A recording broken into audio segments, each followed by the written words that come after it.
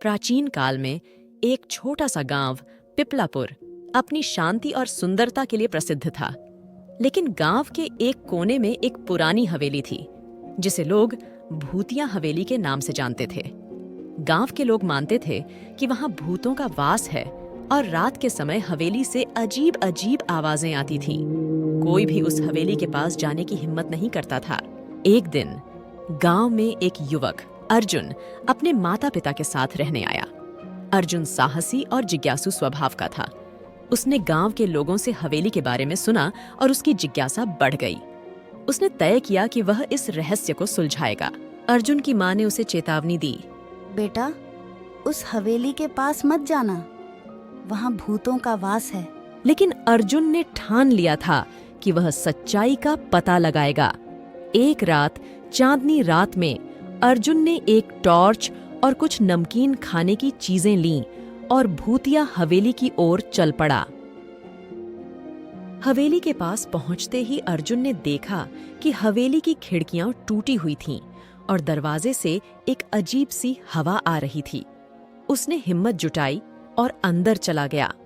हवेली के अंदर अंधेरा था और चारों ओर मकड़ी के जाले लगे थे।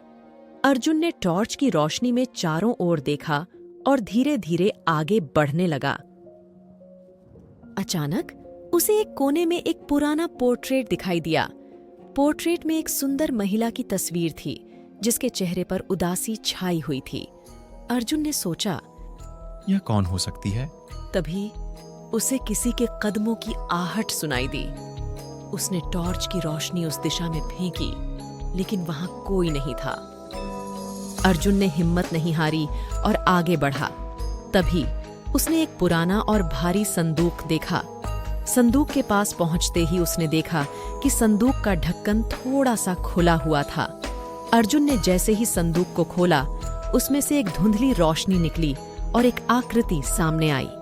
वह आकृति उसी महिला की थी जिसकी तस्वीर उसने पोर्ट्रेट में देखी थी। महिला ने कहा, डरो मत, मैं इस हवेली की आत्मा हूँ। मेरा नाम राधा है। अर्जुन ने साहस जुटाकर पूछा, आप यहाँ क्यों हैं? राधा ने अपनी दुख भरी कहानी सुनाई।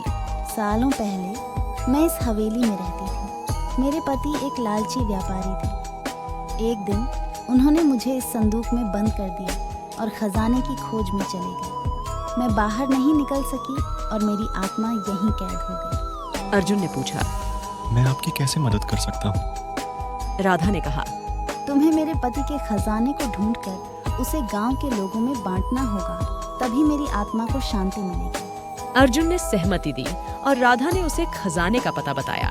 अर्जुन ने खजाने की खोज शुरू की और कुछ ही समय में उसे हवेली के एक गुप्त कमरे में खजाना मिल गया। उसने खजाना निकाला और अगले दिन गांव के लोगों में बांट दिया। गांव के लोग अर्जुन की बहादुरी और ईमानदारी की तारीफ करने लगे।